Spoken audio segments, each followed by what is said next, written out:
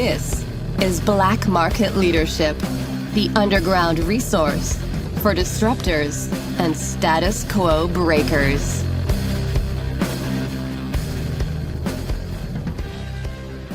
Hello, everyone. Welcome back to Black Market Leadership. You know, if you're listening to this podcast, you know I'm always interested in strategy. I quote Sun Tzu, Clausewitz, sometimes Michael Porter.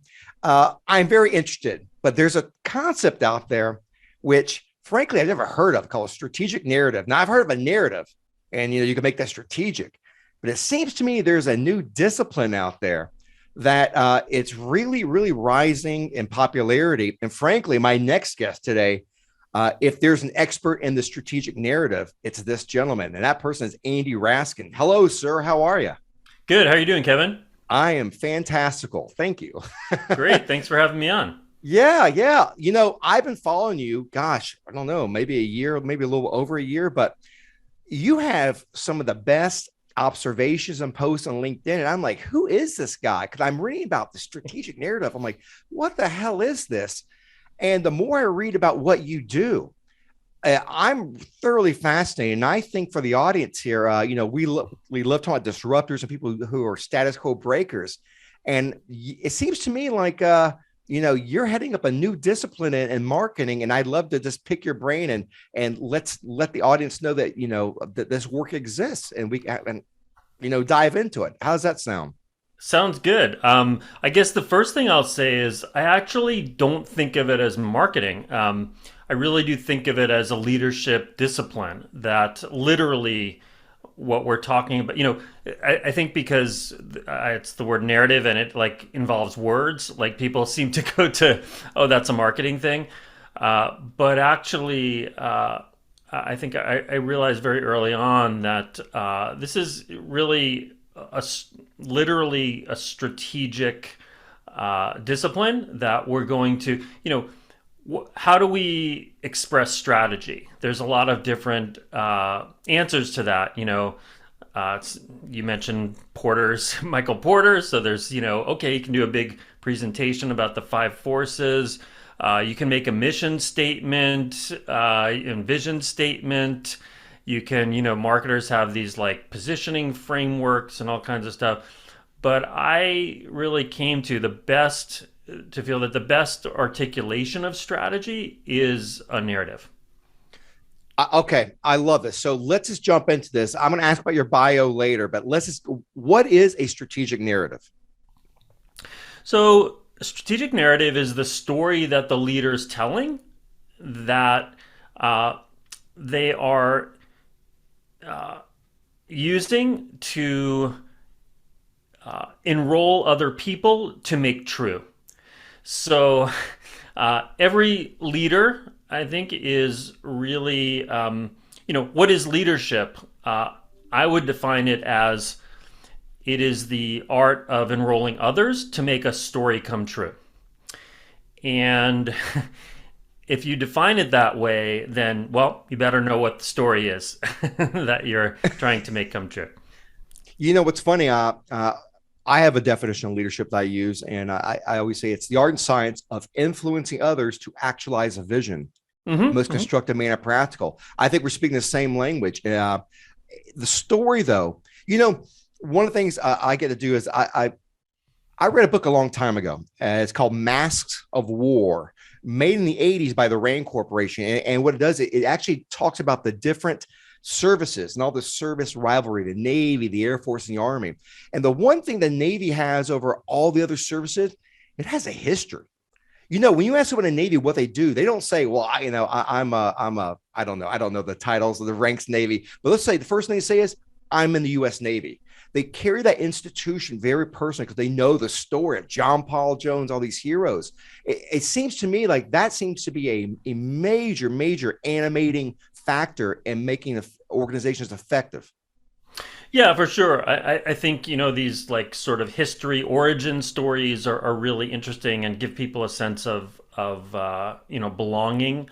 But, I think there's a bigger story that motivates probably all the armed forces of every country, which is some some version of, the world is like this and we want to make it like that.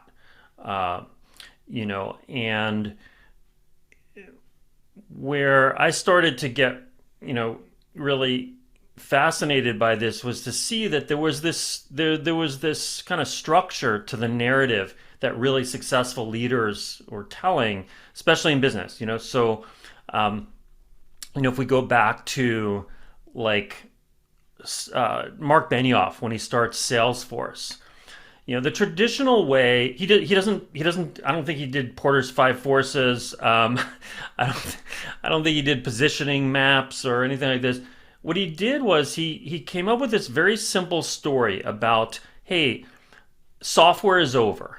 So so he I don't know if you old enough to remember this, but he had this these signs. It just had the word software with like one of those no smoking, diagonal lines, circles, slash, and software is over. And you can imagine, like, this is quite a provocative statement. Of course, what he means is, software in the sense of something that you're going to own and run in your own data centers and all that.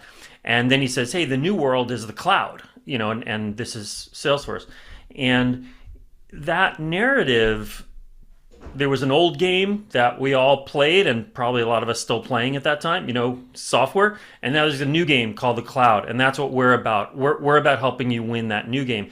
And the story is all about, hey, if you continue to play that old game, we're dead.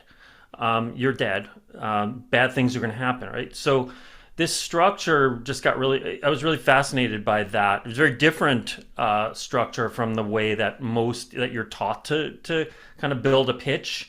And I saw that at Salesforce, wow, that it wasn't just the marketing pitch or the sales pitch. This is the thing that unites everybody, is our mission to, to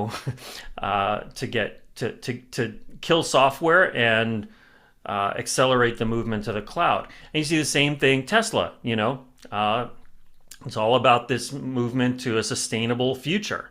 And we're going to kill fossil fuels, This structure I found, I started to see everywhere where there were, successful leaders like this.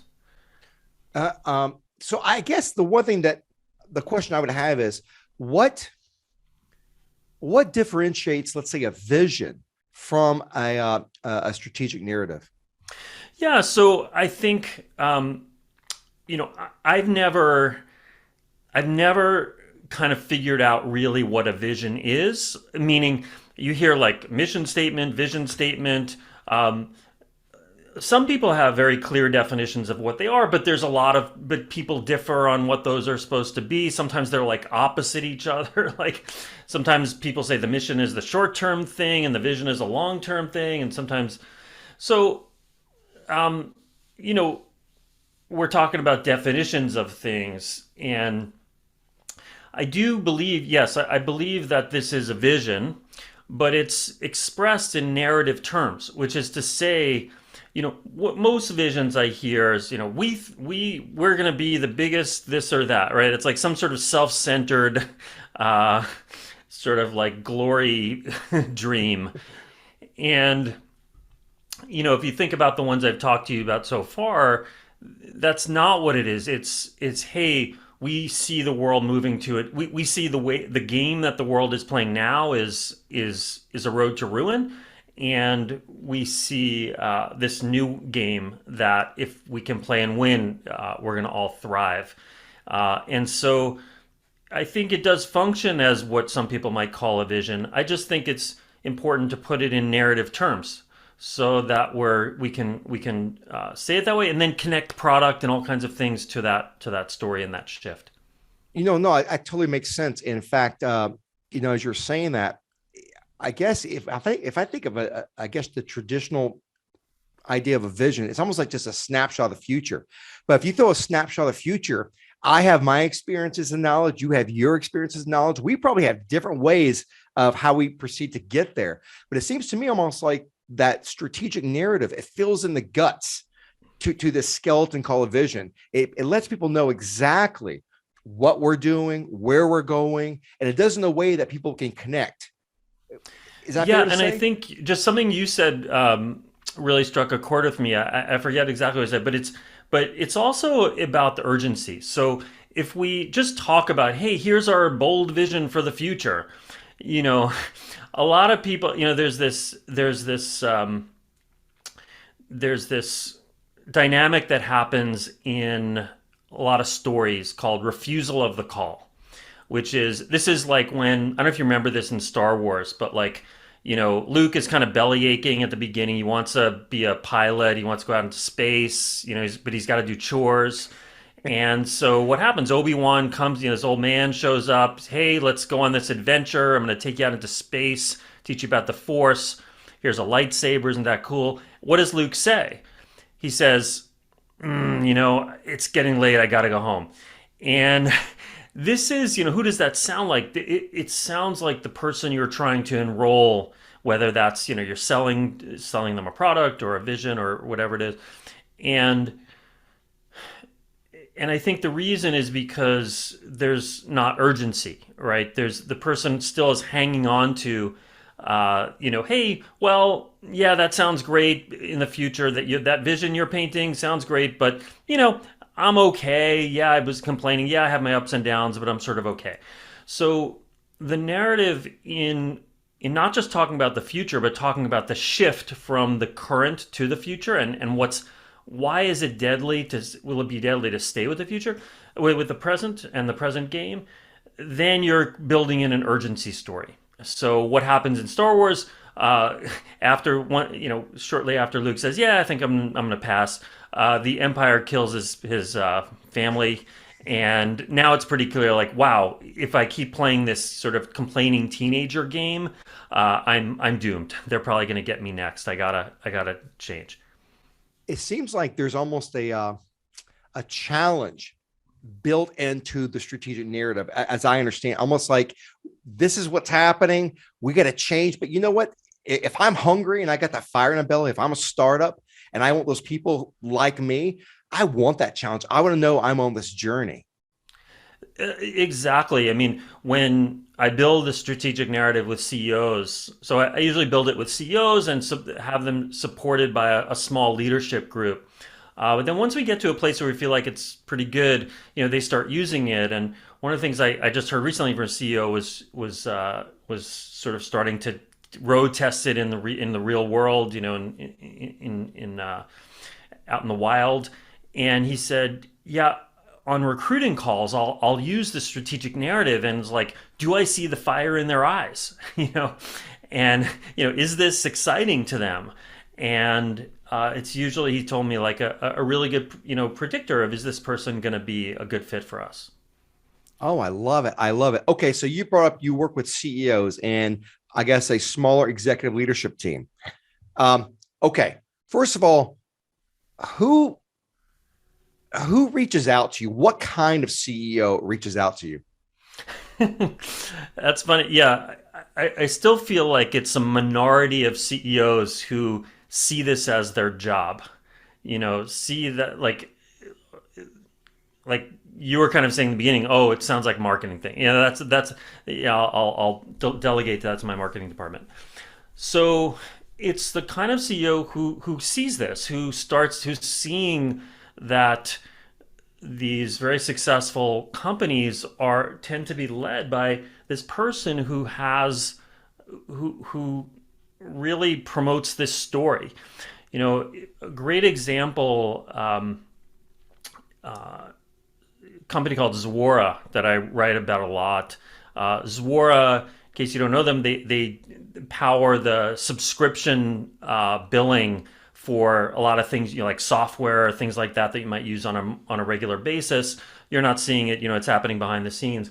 But when they first started around 2013, and the CEO, he came from Salesforce, which is no accident, I think. His name is Tien Tzuo, and Tien started by saying, hey, the way we used to buy, which is transactions, I'm going to buy something outright from you, that's over.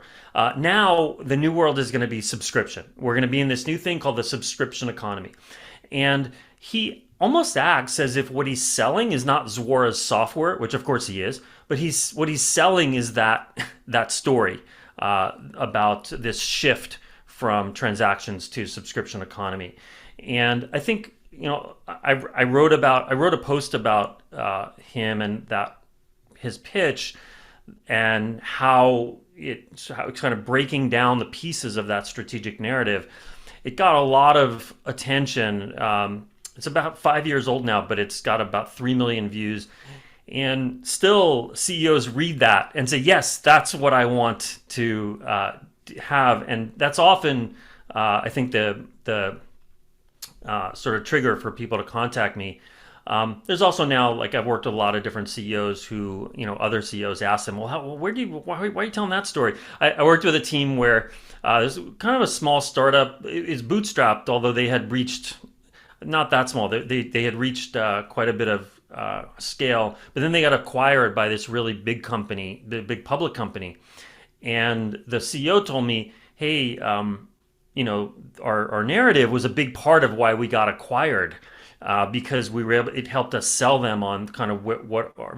And so I was a little skeptical at first, and then I got a call from the CEO of the public company. Hey, one of the reasons we bought them was that story, and hey, could we talk about our story?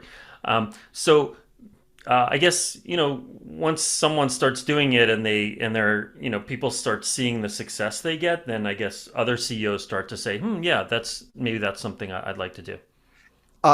This is why one of the reasons I'm really fascinated with, because I've, I don't know if you noticed, but I do a lot of, besides leadership, I do strategy advisement, and I use computer war games. I bring executives in and they war game one another, and they actually see each other under pressure. But one of the things I've noticed is, for my work to be successful, I require a chief executive who's going to walk the walk and talk the talk and keep his people's feet to the fire. We have these templates, we're going to use them. And that to me, that seems like that might be a challenge with the strategic narrative, because I can see the value in it. The CEO may love it, but the COO, the CFO, sales, marketing, they all have to have buy-in, and they have to consistently do it. Do you find that to be, I guess this is probably a rhetorical question, but is that a challenge for you?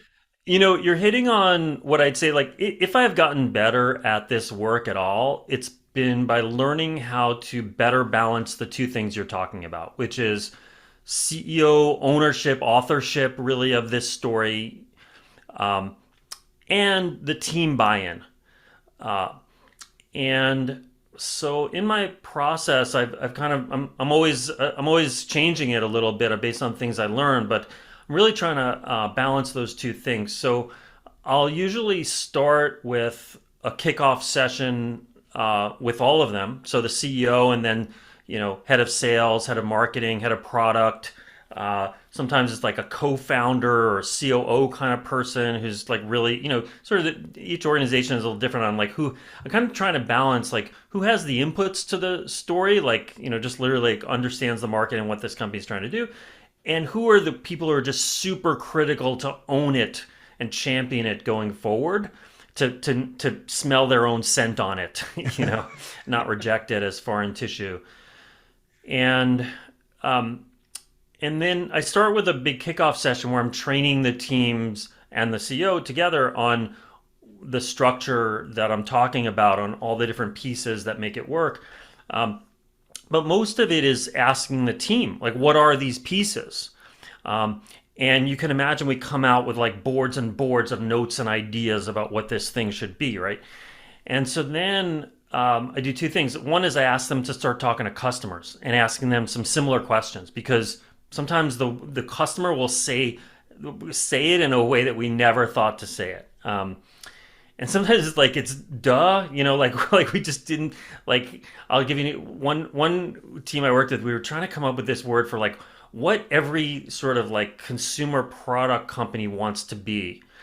And somehow when we interviewed one of them that was a client of this company, the CEO said, yeah, we want to be a household brand. And somehow this phrase household brand didn't come to us. It's like, it's not rocket science, but somehow we didn't think of it. And then we started using that and like, yeah, oh yeah, that's what I want to, it just really, really resonated.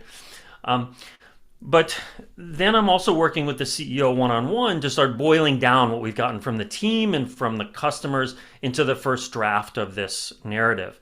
And then I have them present that to this small team of people, like you said, who we need to have their buy-in. And I ask them two questions: what's working and not working? And I always tell the CEOs, heads up, like this is going to be the worst part of our work together. Like this is going to be the low point, because you can imagine, like all the reports have given the CEO like their gold ideas for what this story should be, and now the CEO has pretty much had to throw out most of them, maybe 98%, to get to something clean. Good news is the team, I find, is always right about what's working and not working, like the general direction this thing has to go to get better. And so the CEO and I go back to the drawing board and rebuild it and come back to them. And I found so keep doing kind of stuff like this, and gradually, we're building alignment among the team. They're getting their input. The CEO is getting to make decisions. That's how I found so far the best way to balance those two things. So we've been talking, I'm saying conceptually about a strategic narrative. What exactly does a strategic narrative sound like? I mean, are we talking about a 30-second pitch, a 1-minute story, a 5-minute video? I mean, what are the different forms? This is a great question. And it's really like the first question I had to wrestle with when I started doing this work. Like, yeah, we want to tell this story that is going to kind of pervade everything, like recruiting, investor talk, customer. And where are we going to write that down, and in what format? And the traditional answer to that question, in business, especially B2B, everywhere, is we're going to write it down in a place the world never sees. So it's going to be in some kind of internal, vision deck. Marketers call like our messaging house. It's some internal like sort of document that codifies the story and the pieces of it, but it's not something the world sees. So the idea of it is people are going to always come back to this thing, like this positioning guide or messaging guide or strategy guide. And when I do need to build something, that I'm going to show customers or the world or investors or whatever, I'll pull messages from this thing and pull thinking from this thing, and it'll guide me to create this. I found that would break down for a couple of reasons. One, people wouldn't go back to it. They'd forget, especially outside of the marketing department, they wouldn't go back. And second, I think it's very hard for most people to take fragments of messages, some high level, hey, this is our story, and bake them into things that people actually see. So I thought really hard about this question when I started, and what would work better. And I came to the sales pitch that and this is a controversial decision, which you can see if you see my LinkedIn feed. I've been writing about it lately and getting a lot of like, what? I mean, basically, in business school, we're taught that we should have a mission, like is a mission statement, vision statement, Porter's 5 forces, positioning. All these things are going to define the strategy. And what I find works better is the sales deck. Because we want to do all that thinking about, how to position and stuff, all the rest. But hey, if we can't codify that, if we can't communicate that in a sales conversation, that's going to be, relatively short. So I'm not saying an elevator pitch that's 3 seconds, but a reasonably short amount of time with a first prospect, which is, for the companies I'm working with, that's the most important, communication channel. Then, then maybe how do we know it's working? So when you're asking, what are we building? I'm building it as the sales pitch. But the way this sales pitch is structured, is different from the traditional pitch. So the traditional pitch is structured: what's your problem? Here, you have a problem. I have the solution. Let me tell you why it's better than the other solutions. That's what I call the bragging doctor, right? Even if it's true, maybe you do have the best cure. I don't know, but the structure is, hey, I got the best. And this structure is different. When Tien Tzuo starts out and says, hey, we're now living in a subscription economy, he's not talking about a problem. Now, of course, there's going to be problems that raises that his software will try to help you solve, but the getting into it is very different structure. If you like this content and want to hear other things like it, head on over to the website at blackmarketleadership.com. That's blackmarketleadership.com. There you can subscribe to the podcast, and you can even create a free members profile